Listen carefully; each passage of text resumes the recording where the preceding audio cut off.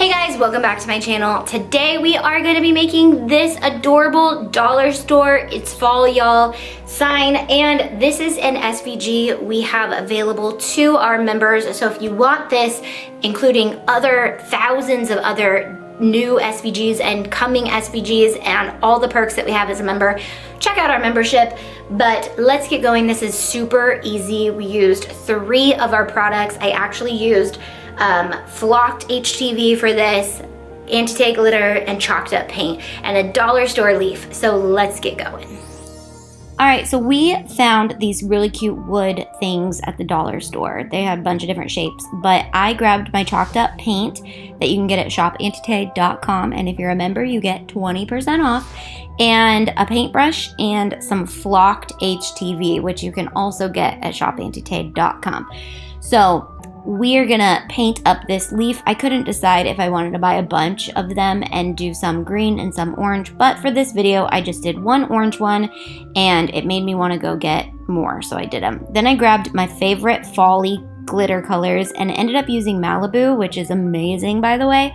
I hope you guys can tell how much this thing sparkles, but it absolutely sparkles. And if you dump it on our wet chalked up paint, it's amazing. It almost like gives it this solid glitter, and your paint just becomes amazing. So I just sprinkled that on the edges of this leaf and it sticks really good. So just be careful.